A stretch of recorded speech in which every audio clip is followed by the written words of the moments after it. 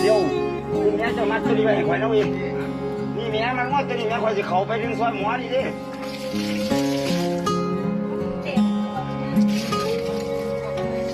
เงื่อนไม่ตอนมาบ้านไหนจะเขาว่าไว้ใจบ้านไหนดิแต่งอกข่อยก็ยังว่าไว้ใจอ่อนแล้วเท่าเอาเสียกันนะบ้า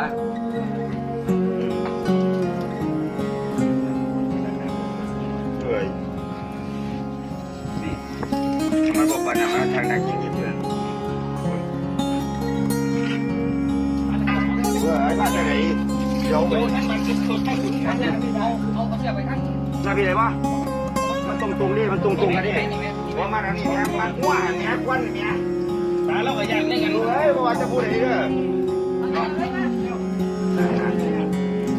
เอาเสียกมานั่นเอาเสียก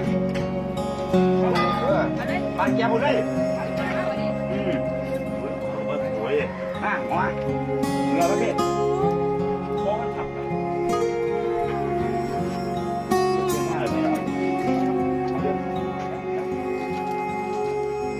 ไปได้เอาไปกันไปเลยจิเอาอยู่เลยป่ะอยู่เลยก่อนเนาะ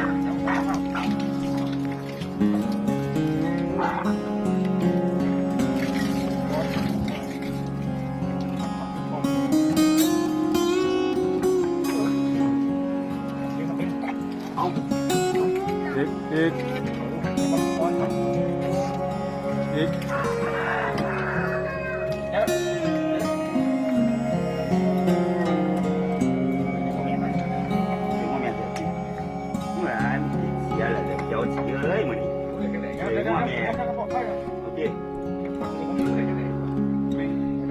ขามันน้อยถ้าว่าเอาดิครับดึงไหลกันเลยมาเอาดิป่ะ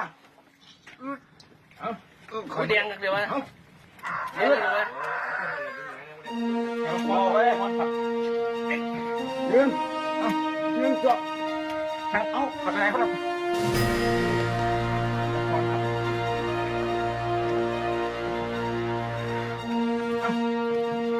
ตุกนี่เลยนี่มันหัวนี่ก็กินดี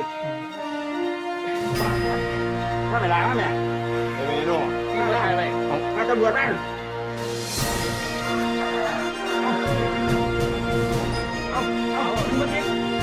มาแกเขา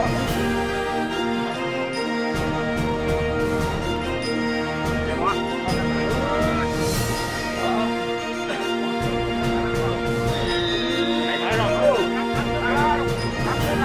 เดี๋ยวไม่ตายแล้ว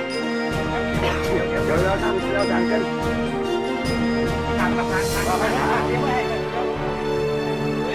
เฮ้ยเขาไม่ได้หรอกนี่อะไรจะถึงเขาแม่เนี่ยเช็ดแม่ไม่รู้เหรอ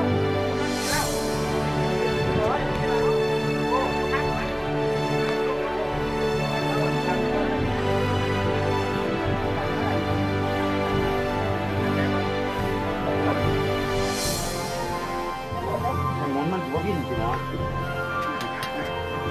เฮ้ยไอ้ยา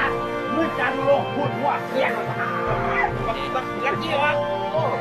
มันลักกี้ฮะยาเสียโอ้ยจ่าขออยากเจอว่านั่งเยอะทำเดี๋ยวไม่เอาเนี่ยไม่เอา